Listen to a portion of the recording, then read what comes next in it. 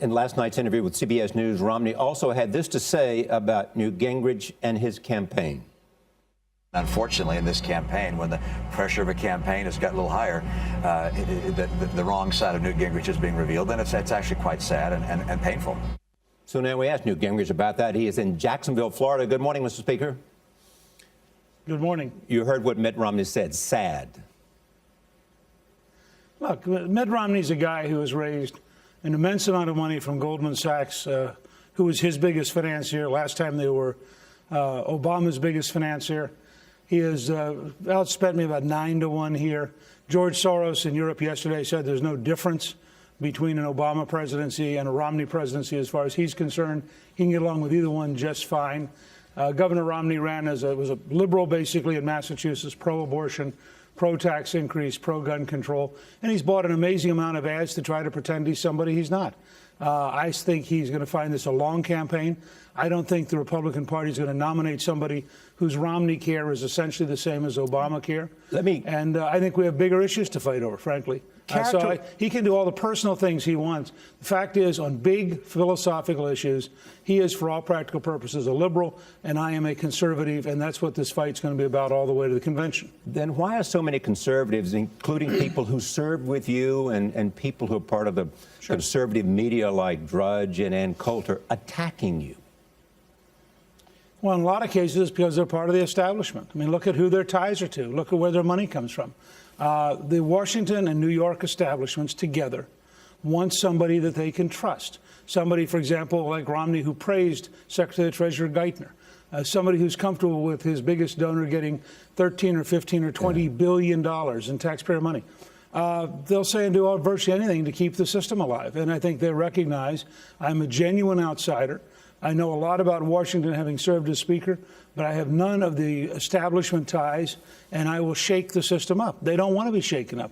They're very comfortable presiding over the decay as long as they get to keep playing their games. There are those who say that you are angry and you want to get even with Romney, that is what drives you. You know, there are people who reduce politics to pettiness. This is about very big issues. The Obama administration has just launched an attack on Christianity, so severe that every single church in Florida had a letter read from the bishops yesterday. All across the country, Cardinal Dolan is leading an effort to explain that literally freedom of religion in America is now being attacked by Obama. The Romney Care does the same thing. Romney Care has tax-paid abortions. Romney Care put Planned Parenthood, the largest abortion provider in America, in the bill. No Right to Life groups in the bill. Planned Parenthood is. Romney himself approved taking away a conscience clause from Catholic hospitals. So let's be clear. I'm running because there are big issues. Do you believe in an America dominated by the New York and Washington establishment, or do you believe in an America where people matter more than money? Do you approve of Sarah Palin talking about what has happened to you as Stalinesque? I think she's correct to say that all of the elements of the old establishment are in a moment of hysteria. Look, we nominated a moderate for president in 1996, and he lost badly. We nominated a moderate for president in 2008, and he lost badly. If we nominate a Massachusetts liberal, I don't see how he defends Romney Care as being different than Obamacare. I don't see how he defends his gun control as being different, his pro-abortion position as being different, or, for that matter, his tax increases as being different. Where do you expect to win? How do you see your route to the nomination? Well, if not in Florida, where is it? First of all, I think it's closing here in Florida. I think the next 24 hours are going to make a big difference.